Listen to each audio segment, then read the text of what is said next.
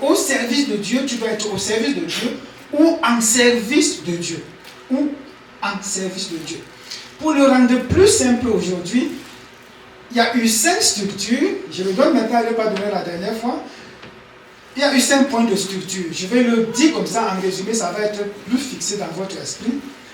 On peut voir qu'il a été appelé à un âge vieux, n'est-ce pas?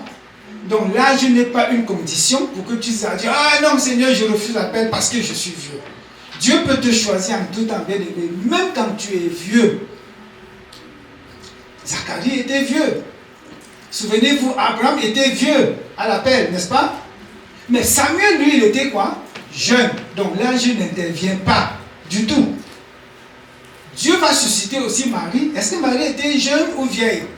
Jeune, n'est-ce pas? Jérémie était même un enfant. Donc Dieu ne t'appelle pas en fonction de ton âge. Pas du tout. Le deuxième point, j'ai dit 5 points. Je vais vite. J'ai dit c'est un rappel. Le premier point, on a dit l'âge n'est pas une condition. Deuxième point, la condition de service. Il n'y a pas de condition pour que Dieu t'appelle. Dieu ne te met pas de conditions rigides si ce n'est pas ta foi. Appelle. On avait dit quoi? Quand c'est le tour de Zacharie d'entrer dans le temple, c'est son tour. Et j'ai pris l'image de la Coupe du Monde où on invite une équipe à la Coupe du Monde. Est-ce qu'un joueur peut dire, non, coach, vraiment, je ne veux pas jouer le match là. Vous imaginez ça possible. Les gens attendaient leur tour pour entrer dans le temple. Il n'était pas question que Zacharie dise, non, je ne veux pas. Okay?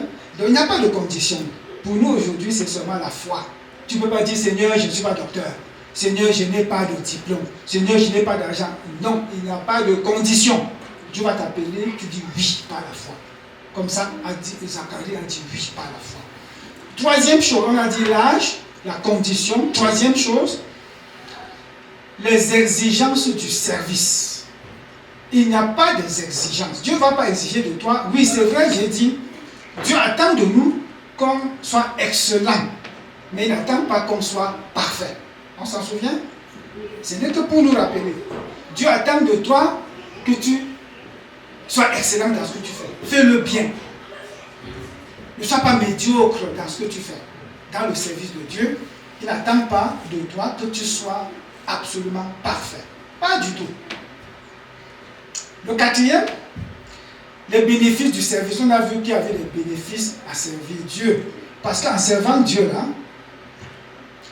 Zach a eu la visitation, la visite de l'ange. Zacharie a eu la visitation de l'ange. Si tu sais Dieu, tu es en communion avec Dieu. Tu es dans la présence de Dieu. Et c'est très bien d'être dans la présence de Dieu que d'être dans la présence du monde.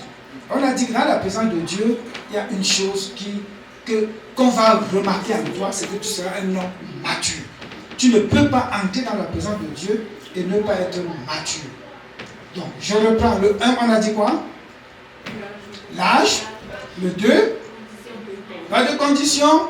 3, les exigences. 4, les bénéfices reliés au service. Donc, si Dieu t'appelle, tu dis oui, là, il y a un bénéfice relié à ce service-là. Ne dis pas, oh, je vais dire oui à Dieu et puis je n'aurai pas de bénéfice. Tu vois, il y a un bénéfice. On ne sait pas ici comme ça, il y a un bénéfice. Hein? Ce n'est pas du bénévolat, Dieu va te récompenser. Mais il y en a qui vont dire, ok, viens donner et Dieu te donnera 4 fois plus ou 100 fois plus. Ce n'est pas ce que je dis là. Mais il y a un bénéfice à servir Dieu, c'est la maturité. Il y a plusieurs qu'on a cités, mais je ne retiens que la maturité. Le 5e et dernier point de structure, c'était l'impact du service dans notre vie. Il y a un impact. Il y a un impact. Regarde, Zacharie et Élisabeth pouvaient avoir prié jusqu'à se dire, bon, ok, on n'a pas, c'est même fini là, l'âge est avancé, on ne peut plus. Mais il y a un impact. Dieu était en train de préparer le précurseur de Jésus. Dieu prépare, et Dieu ne fait pas ça comme ça simplement, non, ça passe par un miracle. Mais Dieu est en train de préparer quoi avec SM? SM, c'est l'église qui ça marche, notre église. On ne sait pas ce que Dieu prépare. Mais nous devons le servir parce que nous savons que, comme Zacharie était dans le plan de Dieu, nous aussi nous sommes dans le plan de Dieu. Un jour viendra, ce ne sera pas le Jean-Baptiste précurseur de Jésus, comme dans le cas présent de Zacharie. Parmi vous, là, il y a certains seront des Jean-Baptistes. Il y aura des Jean-Baptistes qui vont sortir d'ici. Et qu'est-ce que les saints vont devenir dans 20 ans, 30 ans, 40 ans, quand on ne sera plus là? On ne sait pas. Mais nous devons servir comme Zacharie a servi. Il n'a pas refusé d'entrer dans le temple. Il n'a pas dit non, tant que Dieu ne me donne pas l'enfant, je n'entre pas dans le temple, je ne sais pas. Non, pas du tout. Donc servez Dieu. Servez Dieu. Engagez-vous dans le service de Dieu. Ne tenez pas compte de votre âge. Ne regardez pas les conditions rudes que Dieu va te donner. Il n'en a pas, sinon c'est la foi. Dieu va exiger tout simplement que tu n'improvises pas, que tu ne t'imposes pas. Parce que Zacharie n'a pas dit, c'est moi qui entre maintenant, c'est mon tour. Non, non, non, il a attendu son tour. Quand le Saint-Esprit t'appelle, tu ne commences pas à dire, oh non, tu négocies, non. Tu ne discutes pas, tu entres dans le service de Dieu sans que Dieu ne t'ait appelé. Il s'agit ici de l'appel. Point final. La bénédiction est reliée à ton appel. Tu vas devenir mature. Il y aura des Jean-Baptiste en ces lieux qui vont sortir d'ici. Je ne dis pas Jean-Baptiste le précurseur de Jésus, mais un Jean-Baptiste évangéliste du siècle présent ou encore du siècle à venir, parce qu'après nous, il y aura des Jean-Baptistes. Il y a un seul maître, amen là. Il y aura des Jean-Baptistes, que vous le veuillez ou non. Dieu prépare des Jean-Baptistes de demain. Amen. Vous êtes dans le plan de Dieu. Ce n'est pas un hasard, ce n'est pas le hasard. Nous sommes dans le plan de Dieu. Il y aura aussi des Jean-Baptistes, je dis évangélistes, il y aura des Jean-Baptistes pasteurs du monde moderne. À l'aide de lui, d'ici quelques années, il y aura un Jean-Baptiste parmi vous qui sera docteur de la parole de Dieu, qui va enseigner la parole de Dieu. Ce ne sera pas lié à ces choses-là. Vous savez, si ça ne dépend que de là, il avait même tout fait sauf ça. Je vais faire un petit témoignage. J'ai oublié de dire à mon frère, pasteur Daniel, cette semaine. J'ai commencé à lui dire, mais je n'ai pas dit la suite, parce que j'ai oublié. Je donne un travail une préparation d'une discussion orale sur, c'était quoi encore, votre idole préférée. Voilà le terme. Tu te souviens, frère, je t'ai parlé de ça. Votre idole préférée. Il y a une élève qui me dit, monsieur, est-ce que je peux prendre Jésus pour idole? Waouh, la sœur dit, ouais, elle a compris. Imaginez la joie dans mon cœur. Mais en même temps, je dis, si je fais paraître ma joie, les autres vont remarquer. Ils auront dit que c'est même moi qui ai dit. Vous savez comment les élèves sont manipulateurs. La joie est dans mon cœur. Et je dis, oh là là, je viens de voir les aspects physiques, aspects psychologiques d'une personne. Si je dis oui, comment cette petite fille va parler de l'aspect physique de Jésus? En même temps, je dis, c'est l'occasion, je ne peux pas dire non. L'occasion m'est donnée de dire oui, parlez-nous de Jésus. Mais en même temps, je dis, comment elle va faire? Je dis oui, bien sûr, tu peux. J'ai caché vraiment mes émotions, il ne fallait pas qu'elle voie que je suis très content qu'elle fasse. Je dis oui, tu peux. Et au jour de la présentation, c'est fini, je n'ai pu vérifier quoi que ce soit. L'équipe se place. Quand on commence, j'entends, elle parle un peu bien français, mieux que les autres. Elle dit, oui, mon idole, c'est Jésus. Je dis, waouh. Je l'attendais pour lui donner une bonne note. Il faut que je vois si elle a utilisé les 10 adjectifs que je demande. Et je vérifie les deux aspects.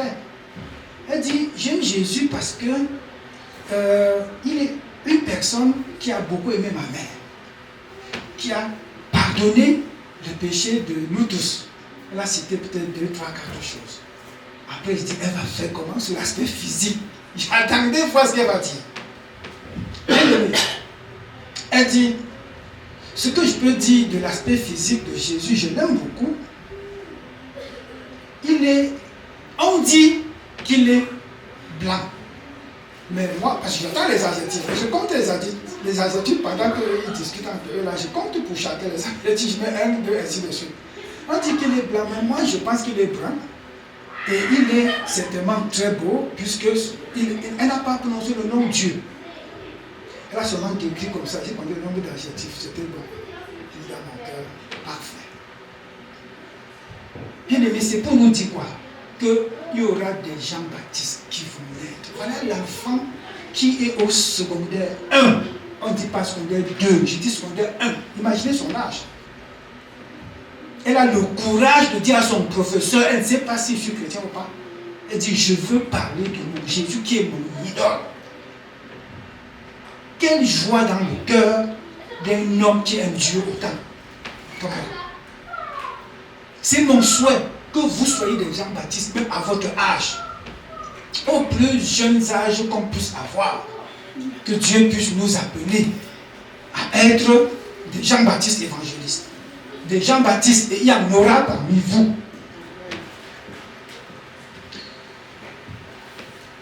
On avait dit aussi la dernière fois, en parlant de la nouvelle alliance, on a dit que le voile déchiré donnait l'accès ouvert à tous. Donc tous ceux qui ont cru en Jésus là, ont accès libre. Et tous les croyants sont donc devenus quoi? Des prêtres. Zacharie n'est plus le seul prêtre. Il n'est plus le seul. Nous sommes tous des prêtres. On a aussi dit que Dieu ne réside plus dans les bâtiments. Parce que pour eux là, les Juifs de l'époque savaient qu'il y avait un endroit. On avait vu parvis extérieur, parvis intérieur et encore un autre endroit réservé à Dieu. Le lieu très saint. On a vu que ce n'est plus comme ça aujourd'hui. Quand tu as Christ en toi, tout est ouvert. Tu es désormais le temple du Saint-Esprit. Et Dieu n'habite plus dans les habitations faites de main d'homme. On a vu ça avec Acte 1, 17, verset 24. On a dit que notre cœur est le temple du Saint-Esprit. 1 Corinthiens 6, verset 19. Je les ai mentionnés la dernière fois pour nous dire que désormais, Christ vit en nous. Il est en nous. Donc tu peux rencontrer Dieu partout. Tu n'as plus besoin d'attendre une année comme tir au sort pour que ce soit ton tour d'entrée pour servir Dieu. Non. En tout temps, tu as accès au service de Dieu. En tout temps. Puisque Dieu est en toi, le service de Dieu doit être alors différent. Ce n'est plus entrer avec le parfum ou l'encens brûlé et dit comme l'acte que nous avons vu la dernière fois, qu'on a dit que Zacharie a fait. Ce n'est plus cet acte-là. Pour nous aujourd'hui, c'est différent. Cela exige donc de nous une vie de sainteté. Sois conscient que tu dois vivre une vie de sainteté. Ta vie devient le lieu de révérence. Ta propre vie là est le lieu de révérence. Et tout ce que tu fais, le choix que tu fais en tout temps, tu dois être dans la présence de Dieu. Ce n'est plus comme à leur époque où il fallait marcher, traverser la ville, entrer dans un lieu pour dire je suis dans le pavé extérieur, je suis dans le pavé intérieur, je suis dans le lieu saint, je suis dans le lieu très saint. Ce n'est plus comme ça. En tout temps, nous sommes dans le lieu très saint. Donc le service de Dieu, c'est en tout temps. Et comme il en est ainsi, comment dois-tu donc servir Dieu? C'était la question. Comment tu dois servir Dieu? Toi, habitation de Dieu, comment tu dois le servir?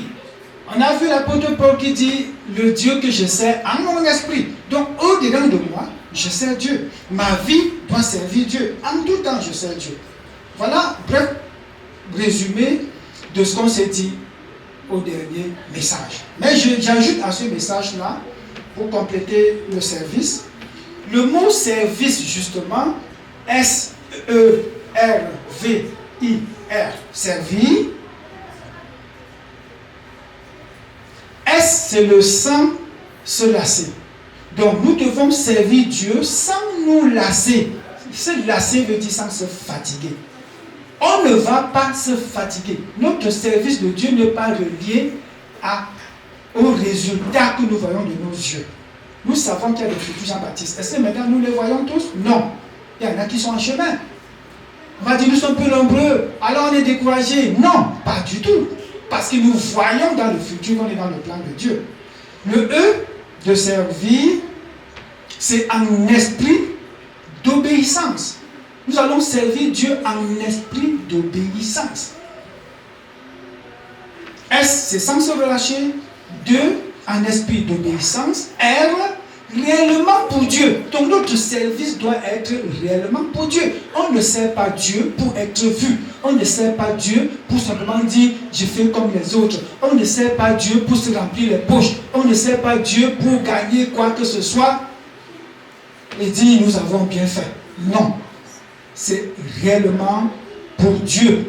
Est-ce que c'est réellement pour Dieu que tu sers Dieu? Dieu est Dieu. Le V qui va toucher un peu l'aspect d'aujourd'hui, veiller dans la prière. Tu veux servir Dieu, tu dois veiller dans la prière. Servir, c'est veiller dans la prière. Tu ne sers pas Dieu sans veiller dans la prière. Ignorer la reconnaissance, oui, c'est mieux. Ignorer la reconnaissance humaine. Si tu veux servir Dieu, il faut ignorer la reconnaissance humaine. Oublie que je fais ceci pour que les hommes me récompensent, que les hommes me reconnaissent. Oublie, si tu veux regarder ça, tu ne vas pas servir Dieu. Donc on a dit, sans se relâcher, en esprit d'obéissance, réellement pour Dieu, le R, et le V, veiller dans la prière. Le I, ignorer la reconnaissance humaine. Le R, pour terminer, recevoir la révélation du temps, non au temps fixé. Parce qu'on a vu que l'ange intervient lorsque Zacharie est dans le service, dans le temple, en train de servir. Et c'est au temps fixé par Dieu. Alors, si ta vie est devenue le lieu de révérence, si le culte est devenu vraiment ta vie, c'est-à-dire le culte n'est plus marcher, traverser la ville, comme mon bien-aimé, venir s'asseoir dans une église et dire, ça c'est le culte à Dieu. C'est ta propre vie. Ce n'est plus le bus que tu as pris trop longtemps qui est le service de Dieu. Ce n'est pas parce que tu as trop prié chez toi. Ce n'est plus ça. Mais c'est ta vie elle-même qui est le culte de Dieu, comme on l'a dit. Comment dois-tu donc servir Dieu? Et Dieu attend que tu le serves. Pour aujourd'hui, j'ai fini avec le service. Pour aujourd'hui, je relis le même verset. On va s'attarder sur le verset 9. Il dit, or, pendant qu'il s'acquittait de ses fonctions devant Dieu, selon le tour de sa classe, on ne revient plus là-dessus, il fut appelé par le sort, on a déjà vu le sort n'était pas un hasard, d'après la règle du sacerdoce, à entrer dans le temple du Seigneur pour offrir le parfum. Et le titre du message d'aujourd'hui, c'est le parfum de l'autel et la présence de Dieu. Le parfum, on écrit parfum, mais c'est parfum, le parfum de l'autel et la présence de Dieu. Comprenez bien, l'autel, c'était ce lieu où il devait aller, qui était comme ici, là, comme l'estrade ici, c'est l'autel. C'est le lieu saint. C'était pas le lieu très saint, parce que pour Zacharie, c'était le lieu saint. Il devait être sur ce lieu saint, qui était pour les Juifs le lieu où Dieu était. N'oublions pas cela. Donc Zacharie, offrant le parfum dans le temple, nous amène à nous questionner c'est quoi le symbolisme du parfum, représentant le symbolisme du parfum dans toute la Bible. Donc ce n'est pas seulement dans Luc 1 verset 9, Mais c'est dans toute la Bible que je m'en vais vous présenter le symbolisme du parfum. Aujourd'hui, on a dit bien le parfum de l'autel. C'est-à-dire l'autel où on se tient, où Dieu devait être. Il y a un parfum qui doit sortir de là. Un parfum qui doit être présenté à Dieu là-bas. Le parfum de l'autel est la présence de Dieu. Ça pouvait être un acte très simple, bien aimé. C'est-à-dire un acte où tu vois simplement le prêtre s'approcher et aller offrir le parfum. Ça semble trop simple, ça. C'est comme tu vois un pasteur qui vient, lui donne le microphone, il parle comme moi je parle. Ça semble trop simple. Mais je vous assure que dans la pensée juive, offrir le parfum n'était pas simplement un acte symbolique, un acte qu'on fait comme ça. Je vous dis 3 choses que le juif avait dans sa tête quand on parlait du parfum, de l'autel, du parfum. Je vais vous dire 3 choses. La première chose que le juif avait dans sa tête, c'était le lieu où il fallait se tenir plus près de la présence de Dieu. Imaginons que Dieu est dans cette salle, mais c'est comme si Dieu était plus ici que là-bas. Donc dans la tête du juif, il savait que celui qui entrait allait directement plus proche de Dieu. Ils sont tous à l'intérieur. Il y a un qui est plus proche de Dieu que les autres. Et pour les autres ci étaient à l'extérieur. On ne parle pas d'eux. Aujourd'hui, on va s'occuper de celui qui est à l'intérieur, Zacharie. On parle ici de l'intimité. On voit très bien que si tu es plus proche de Dieu, tu es dans l'intimité de Dieu. La deuxième chose, c'était quoi? Cela portait symboliquement la prière du peuple. C'est-à-dire que quand Zacharie entre pour offrir le parfum à l'autel, il est en train de prier pour le peuple. Donc on savait que quand il entre, il est en train de prier pour le peuple.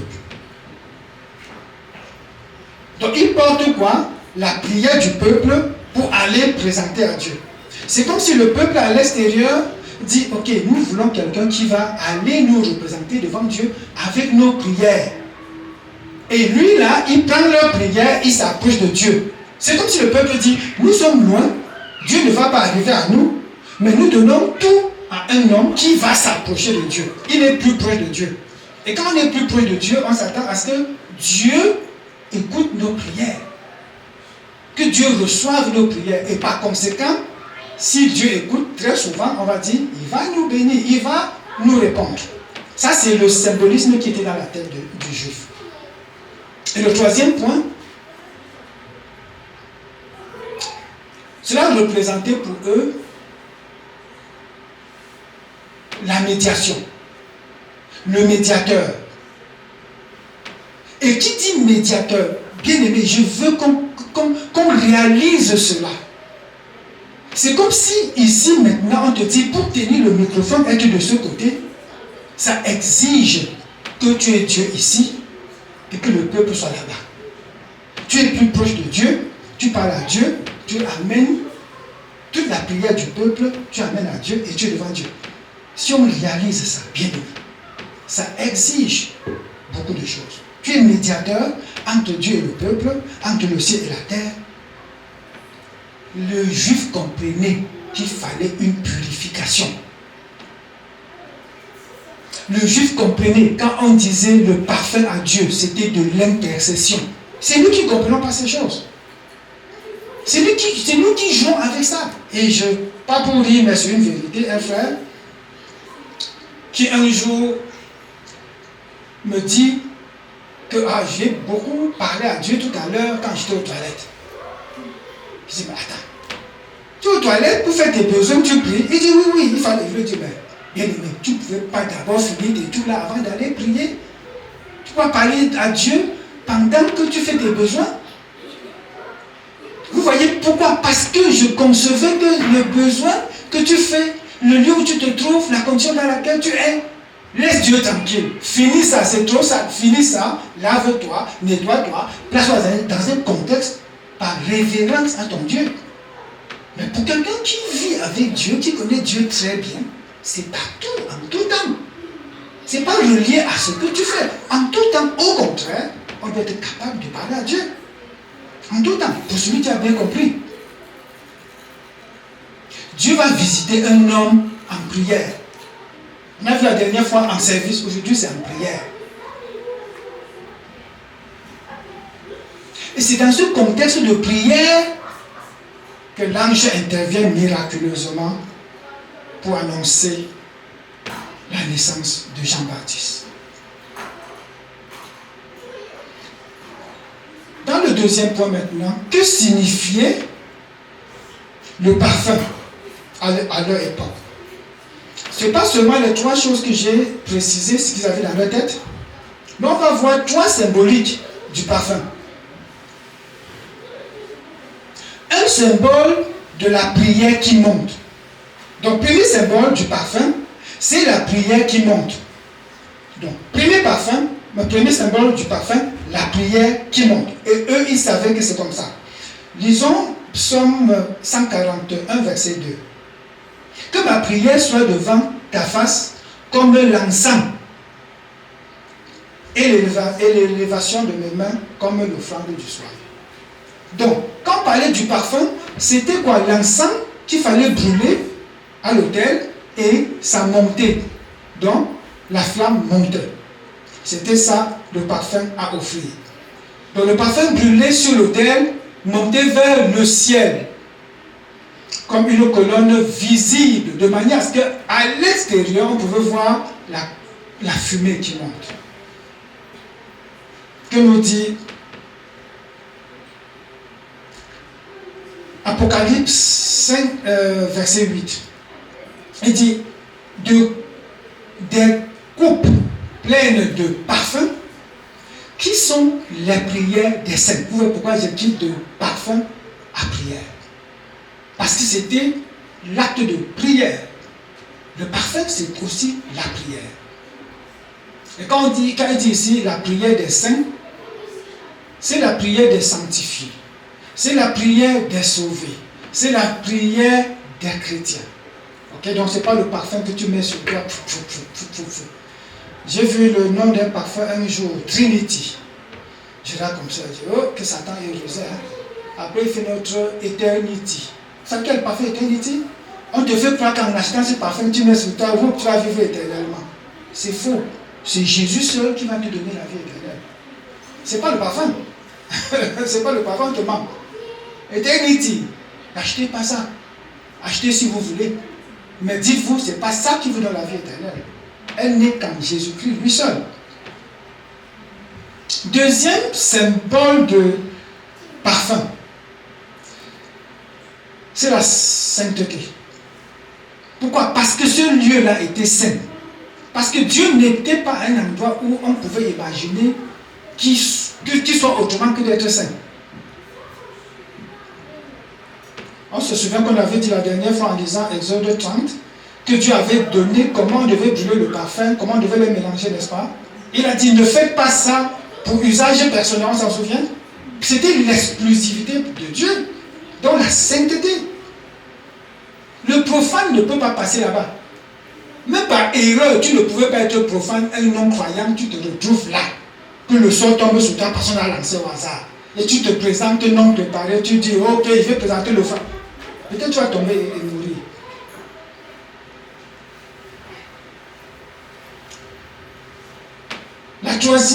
Le troisième symbole, c'est la médiation. Et c'est ça qui va faire l'objet de notre première partie. Aujourd'hui, on continuera la semaine prochaine, Dieu voulant. Le médiateur là, c'était à leur époque réservé à une personne et c'était rare. Aujourd'hui, toi et moi, nous sommes des médiateurs. C'est le rôle que toi et moi, nous devons jouer. C'est-à-dire entrer dans la présence de Dieu pour les autres. C'est ça la médiation. Zacharie n'est pas entré là-bas pour lui. Je sais, tu vas dire, pourquoi l'ange lui a répondu, ta prière a été exaucée. L'ange ne lui répond pas Je l'ai déjà dit la dernière fois, je le redis encore. L'ange ne répondait pas à la prière parce que Zacharie était en train de dire « Oh père, tu sais, je cherche l'enfant depuis, ma femme est fatiguée, moi aussi, on est trop vieux, Seigneur, fais quelque chose. » Non, il entrait là pour le peuple. Et quand l'ange intervient, l'ange lui rappelle « Tes prières ont été exaucées. » Pour dire quoi? Tu étais dans le plan de Dieu. Parce que Dieu voulait susciter le Messie. Il a préparé le chemin de l'arrivée du précurseur du Messie. Et ta prière a été exaucée. Oui, un enfant viendra de toi, de ta femme. Mais ce n'est pas pour te rendre heureux toi. Parce que le texte dit quoi? Plusieurs, il dit que ce sera pour toi un sujet de joie. Et pour plusieurs, quoi? Lisez, fouillez un peu le verset 8, 9, 10 et autres. Vous allez voir. Pour plusieurs. Donc c'est le plan de Dieu. Dieu n'a pas fait seulement parce qu'il veut rendre Zacharie heureux et la femme rentrée au quartier dit moi aussi je ne suis pas stérile. Vous avez vu ce que Dieu a fait? Non. Dieu avait un plan. Jean-Baptiste était dans le plan de Dieu. Tu vas profiter de ça. Donc désormais quand tu intercèdes pour les autres, et je vais expliquer un peu ce qu'est la différence entre prière et intercéder, tu en bénéficies aussi. Dieu peut venir pendant que tu pries pour ta soeur Isabelle, Dieu vient te parler de toi. Pendant que tu t'entends à prier pour pasteur Daniel, Dieu vient te parler de toi. Parce qu'on est trop égoïste dans nos prières. Donc j'ai dit l'encens symbolisait la médiation. Et c'est ça le mot intercession. Donc ceux placés entre Dieu et le peuple, attendre que Dieu agisse quand il veut, comme il veut, mais toi tu acceptes d'entrer dans le lieu saint. Bien aimé, je vous assure, ce n'est pas n'importe quoi. Tu ne te lèves pas un matin et on a même tellement simplifié ça qu'aujourd'hui, même le temps de prière, tellement on néglige. Tellement on néglige. On dit 20h, quelqu'un vient à 20h30. On dit 10h, il vient à 10h45. Ce n'est plus à leur époque. Les Juifs savaient. Vous pensez un instant que Zacharie pouvait dire vous savez, désolé, j'ai trop dormi. Je vais entrer là-bas plutôt demain. On n'imagine pas ça. Ou la veille dit bon, vous savez, mon programme dit que demain je ne pourrai pas. Aujourd'hui, les gens te disent mon programme ne me permet pas de faire telle chose dimanche. Mon programme ne me permet pas de. C'est du n'importe quoi. Le juif de l'époque savait qu'on ne niaise pas avec ça. Ce que le parfum signifie pour nous aujourd'hui, je quitte un peu dans l'Ancien Testament. Pour toi et moi aujourd'hui, que veut dire le parfum pour l'Église d'aujourd'hui? Nos prières sont un parfum agréable pour Dieu. Nos prières sont un parfum agréable pour Dieu. Voilà ce qu'Apocalypse 5, verset 8 nous dit. Quand il eut pris le livre, les 4 êtres vivants et les 24 vieillards se prosternèrent devant l'agneau, tenant chacun une harpe et des coupes d'or remplies de parfums. Remplies de quoi? De parfums. Écoutez, qui sont les prières des saints? Remplies de parfums, virgule, qui sont les prières des saints? J'ai annoncé la dernière fois que le parfum, c'était pour sentir bon, n'est-ce pas? Et que tu pouvais être à côté de quelqu'un comme ça qui sent même très mauvais pour Dieu. Mais pour toi, il sent trop bon. Parce qu'il a mis le bon parfum, il a pris le parfum de maman, le parfum que maman met seulement qu'elle va au mariage. Tu as pris, tu as mis sur toi. Tu arrives à l'église, tu sens bon. Quelqu'un dit, la petite là sent bon, hein. Oh, le frère là sent bon, hein. Pour Dieu là, tu sens tellement mal. Pourquoi? Parce que tous tes péchés là, ça rend une odeur nauséabonde devant Dieu. Mais nous, à l'église, on pleure, il est très beau, il est trop ceci, il est trop ceci, on qualifie avec nos yeux. Le parfum là pour Dieu, ça devait être la prière des saints d'une bonne odeur. Ce n'est pas seulement la parole, prier ici, ce n'est pas seulement la parole que tu dis à Dieu. C'est toute ta vie, on va voir ça à la conclusion. C'est toute ta vie qui doit être une vie de prière et être agréable aux narines de Dieu. Notre vie doit dégager le parfum de Dieu. Ça, c'est le deuxième. Pour aujourd'hui, pour toi et moi, notre vie doit dégager le parfum de Christ. Je viens de le dire, n'achète pas Eternity, tu sors dans la rue, croyant que ton parfum va exprimer le parfum de Christ. Pas du tout. 2 Corinthiens 2 2, verset 15 nous dit ceci. Nous sommes en effet pour Dieu la bonne odeur de Christ. On sait réciter la parole de Dieu, on sait bien réciter. Nous sommes en effet, c'est Paul qui le dit, pour Dieu la bonne odeur de Christ. C'est-à-dire pour Dieu là, si Dieu veut sentir l'odeur de Christ, tu approches, il faut que Dieu sente même l'odeur de Christ sur toi. Parmi ceux qui sont où? Parmi les sauvés et parmi ceux qui sont ceux qui périssent. C'est-à-dire en clair que en tout temps, l'odeur de Christ va sortir de toi et sentir bon devant les chrétiens, devant les païens. Tellement tu as Christ en toi, imaginons que tu as le pardon de Dieu en toi, l'odeur de pardon, ça sent sur toi. Tu as dit quelque part, on fait quelque chose de mauvais, tu pardonnes. Et chaque fois, et Dieu explique, ah, il sent bon, oh, la petite là sent bon. Pourquoi? Parce que l'odeur de Christ sent sur toi. C'est pas l'odeur de l'igname comme mon grand frère disait toujours quand tu viens du village, il dit, il faut laver l'odeur de l'igname sur toi. Parce que pour lui, aller au village, c'était symbolique de manger l'igname, les arachides, ça sent sur toi. Quand tu arrives en ville, tu sens l'odeur de l'igname. Nous devons sentir l'odeur de Christ. Tu sors d'ici là, quelqu'un fait tout, tu fais un geste, tu ne fais pas comme moi je faisais à l'époque. Je klaxonnais, et je dis, fainéant, tu peux bien conduire. Ça, c'est pas l'odeur de Christ. Je travaille le stop sans m'arrêter, le prochain m'arrête, je l'insulte. C'est pas l'odeur de Christ. L'odeur de Christ va sentir en nous. Voilà pour nous aujourd'hui dans le Nouveau Testament. Toi et moi là. On doit sentir l'odeur de Christ selon 2 Corinthiens 2, verset 15. Bien aimé, est-ce que tu sens l'odeur de Christ? Je sais, tu vas dire, oui, j'élargis un peu. Je dis bien pour nous aujourd'hui dans le Nouveau Testament, je suis plus dans l'Ancien Testament. Tu as dit que Zacharie avait senti quelle odeur de Christ? Non, j'ai quitté ça. J'élargis un peu sur toi et moi. Nous devons sentir l'odeur de Christ, le parfum de Jésus. L'humilité, c'est un parfum de Jésus. Mais le plus orgueilleux, c'est le chrétien. Quelle odeur de Christ tu as, toi l'orgueilleux? L'obéissant, on attend que tu obéisses. Ton patron parle, tu l'insultes parce que tu crois être plus beau, plus grand, plus riche, plus tout. Où est l'odeur de Christ, bien-aimé? L'amour que Dieu nous a donné. C'est répandu dans nos cœurs par le Saint-Esprit qui nous a dit, on récite, mais ça ne sort pas. Quelqu'un t'énerve, tu l'énerves. Quelqu'un te gifle, tu le gifles. Quelqu'un tu le... Où est l'odeur de Christ? Nous devons sentir l'odeur de Christ partout. Devant les sauvés, devant les non-sauvés. Troisième, c'est quoi le parfum pour nous aujourd'hui, toi et moi? Les chrétiens du nouveau temps, ou de l'ère actuelle. L'intercession ouvre la porte aux interventions divines. On a vu que c'est en intercédant, comme dans le cas de Zacharie, que le ciel s'est ouvert, que l'ange est apparu, et que la promesse de Dieu t'a attendu est arrivée. C'était la promesse de Dieu qui est arrivée à ce moment-là. Dieu n'avait-il pas dit depuis Esaïe que le Fils de l'homme, que le Fils de Dieu viendra? Dieu n'avait-il pas dit qu'il y aura un précurseur? C'est le moment où le Saint-Esprit vient maintenant rappeler à l'intercesseur. Bien aimé, quand tu es intercesseur là, Dieu te révèle des choses. Pas seulement sur toi.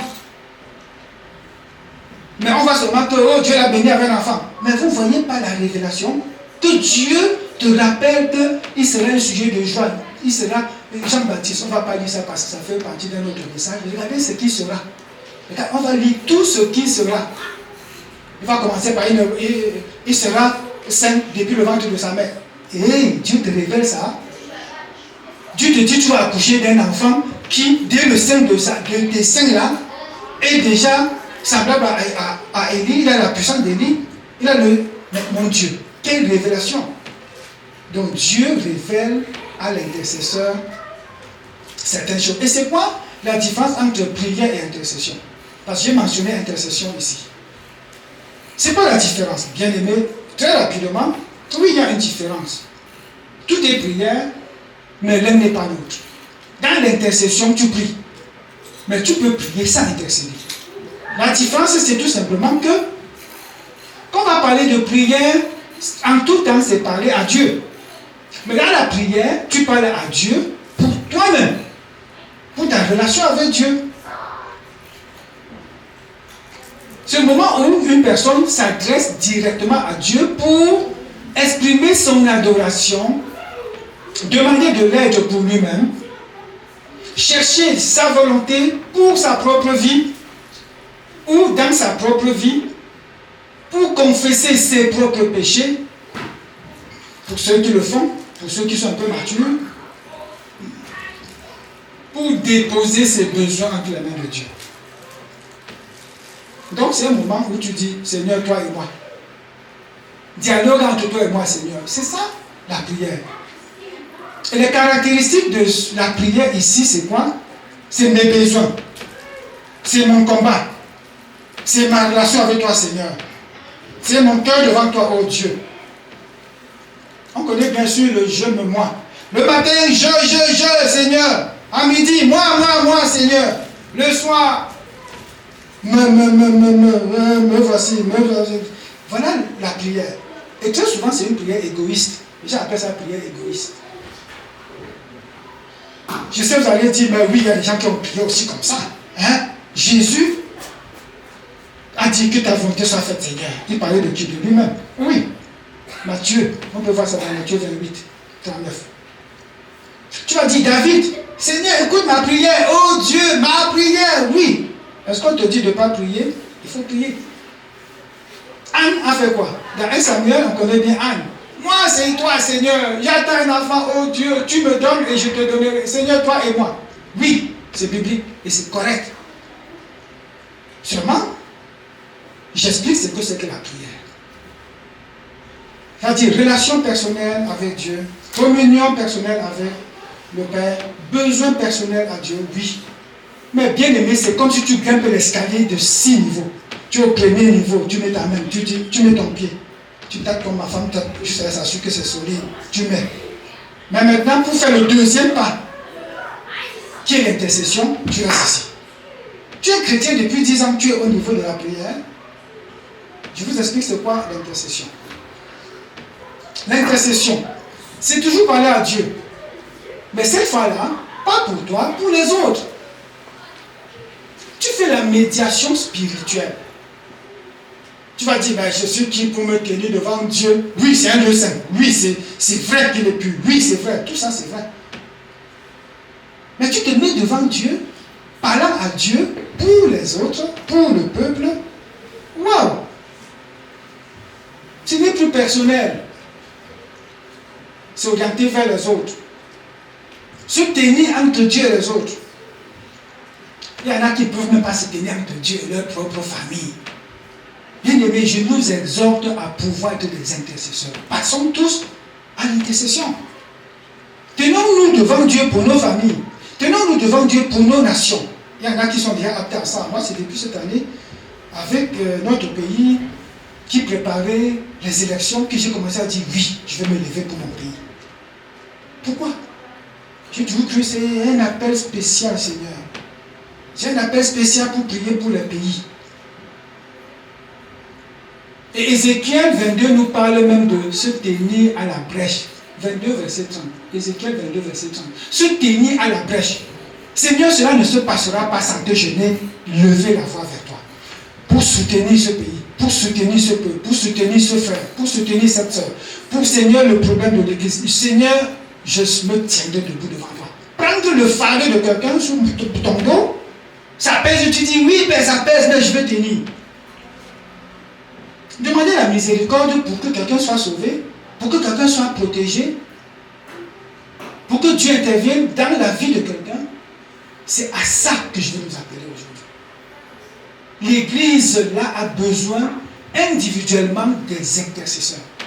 On verra plus tard le collectif. Pour l'instant, c'est individuel.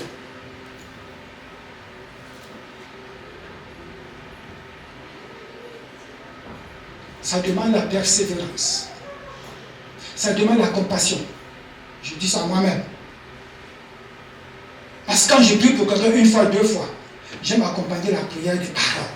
Quand je te parle, je t'enseigne, je te montre, et que je vois que tu n'as pas compris. Bien aimé, je suis parfois aigri au-dedans de moi. Je dis, mais comment tu ne comprends pas ça? Comment tu ne comprends pas? Et je m'énerve, je ne prie plus. Ce n'est pas l'attitude que nous devons avoir. Et je sais que vous vous reconnaissez dans ça. Ça m'arrive pas moi seul. La persévérance veut dire qu'il n'a pas compris, tu continues de lui dire. Tu as prié, Dieu n'a pas agi, tu continues de prier. Seigneur, tu as vu ma femme. Seigneur, tu as vu mon mari. Seigneur, tu as vu mon frère. Tu as vu ceci. Seigneur, il n'a pas compris. Tu pries et tu pries. Bien aimé, ça demande de l'endurance. Ça demande de la compassion. Que tu aies compassion. Tu n'as pas un cœur compatissant. Tu ne peux pas être intercesseur.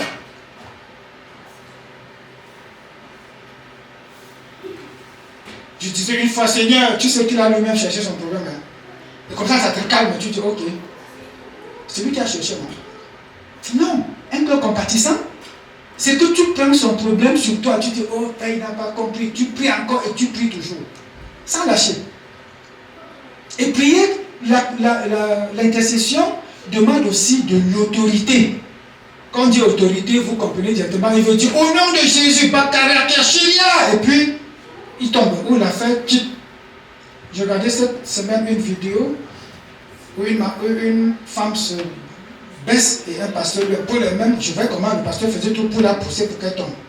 Bakaria Koshedira est poussé. Au nom de Jésus. Démon c'était de quoi encore? La sort d'elle.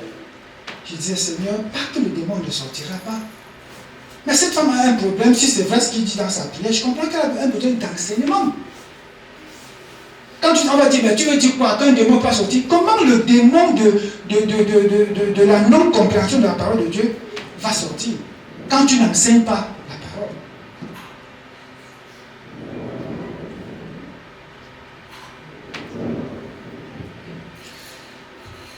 Bon. L'autorité, je veux dire quoi? C'est que pendant que tu veux prier, la pensée te vient, il a lui-même cherché son problème. Tu dis, au nom puissant de Jésus, je refuse ça. J'ai autorité maintenant, et tu pries. Là, tu ne demandes pas autorité. Quelqu'un témoignait une année, j'étais d'accord avec ça, que Dieu m'a vraiment touché. J'ai appelé ma mère, je demandais pardon. Je dis, waouh, ça ne peut être que l'autorité qui vient de Dieu. Voilà la puissance du Saint-Esprit qui agit en nous. Mais on aime souvent dire, j'ai l'autorité pour dire, je te dis, Satan, parle de moi, tu parles de moi. Ça, c'est quelle autorité? Satan me voit, il fuit. Satan doit te voir et fuir. Il n'attend pas que tu fuis pour qu'il fuit. Pas du tout. Mais l'autorité, c'est se lever un matin à 4 heures, tu dis, veux prier, ton corps te dit quoi? Tu es fatigué, tu dis quoi? C'est ça l'autorité. Tu te lèves, tu dis, j'ai autorité sur toi. Satan, mon corps là, tu vas prier. C'est ça l'autorité. C'est de ça que je parle ici. Oui, on va me dire, y a-t-il des exemples? Oui, j'ai donné des exemples tout à l'heure de Jésus, de David, qui faisait des prières personnelles, individuelles. Je vous donne aussi quelques exemples. Pour l'intercession, Moïse intercède pour Israël. C'est dans Exode 32, verset 11 à 14. Exode 32, 11 à 14. Abraham intercède pour Sodome. Genèse 18. Ça, c'est rapidement pour ceux qui notent. Genèse 18, 23, 33. C'est pour vérification plus tard.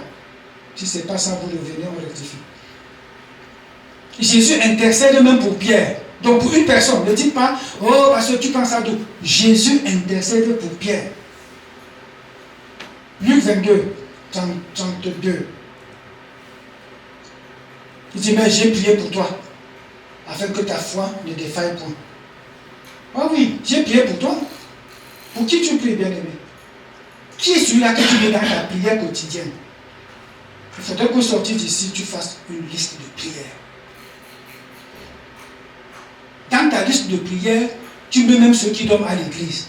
Tu dis, Seigneur, je vais prier pour telle soeur, pour tel frère qui dort chaque fois à l'église. Seigneur, je prie pour lui. Seigneur, je prie.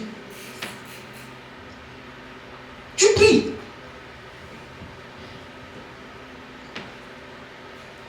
Le Saint-Esprit intercède pour nous. Romains 8, 26 à 27. Le Saint-Esprit lui-même intercède pour nous. Wow! On te dit intercède pour quelqu'un d'autre, tu dis, oh non, je n'ai pas le temps, je n'ai pas ceci, tu as mille raisons. Intercède pour quelqu'un parce que le Saint-Esprit lui-même intercède pour toi.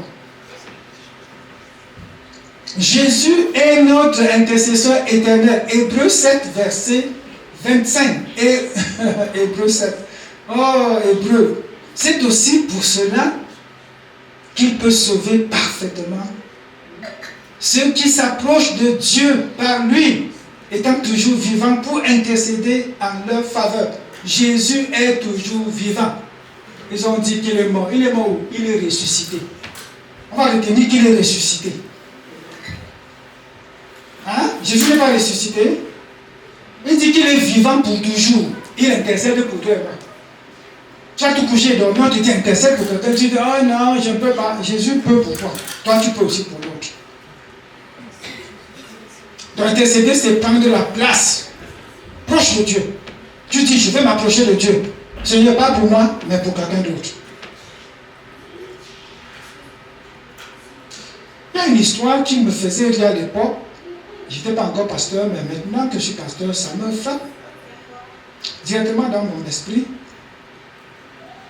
Un pasteur organise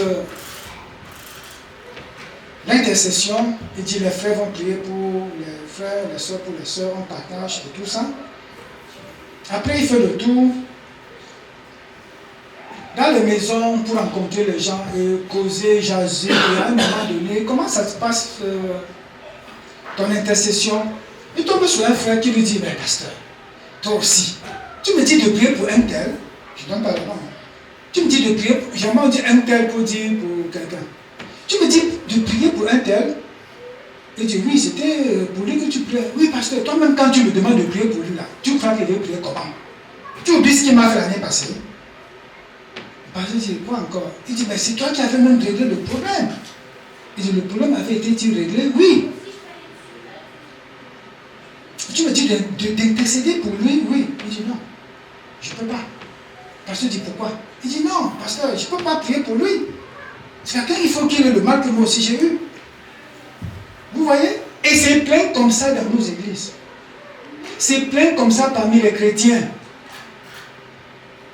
Tu dis, prie pour tel pasteur. Pasteur, tu sais tout ce qu'il a dit de moi? Tu sais comment j'ai pris tout ce qu'il a dit de moi? Je prie pour lui. Oh non. Et le chrétien jongle avec ça dans sa tête. Dieu n'a rien dit. Il tourne, il prie pour quelqu'un d'autre.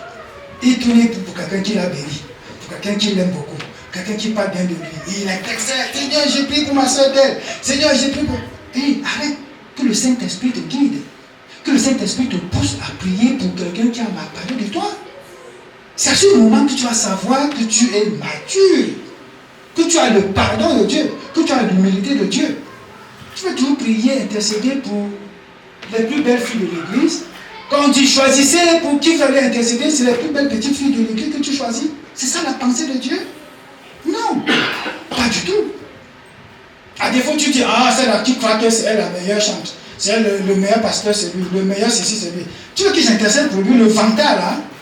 On a vu que le parfum pour nous aujourd'hui, on a vu c'est la prière, nos prières qui montent de manière agréable à Dieu. Comme à l'époque, la prière, ça montait, le parfum montait, nous aussi, nos prières montent à Dieu. On a aussi vu en deuxième point que notre vie doit dégager le parfum de Christ. Que partout où tu es, quand tu ouvres ta bouche, ça sent l'odeur. Pas l'odeur de ta sale bouche que tu n'as pas lavé depuis, mais que ce qui sort de ta bouche soit le parfum de Dieu. Soit la douceur de Dieu. On a vu en troisième point que l'intercession ouvre la porte aux interventions divines. Donc quand tu intercèdes là, Dieu agit. Dans la vie des gens, Dieu agit. Un pasteur disait, et je riais, il disait que vous avez prié pour moi, que j'ai une voiture. J'ai une voiture dans tout le monde chrétien. C'était en Afrique, vous savez, en Afrique, avoir une voiture, c'est comme si tu étais arrivé. Alors maintenant, là, il dit ça à l'église, hein, vous avez prié pour moi, non? J'ai une voiture, les gens murmurent maintenant. Quand vous priez que j'ai une voiture, vous pensez à quoi? Vous savez qu'il y a des gens qui prient pour vous, ils ne veulent pas que vous ayez ce qu'ils ont demandé à Dieu.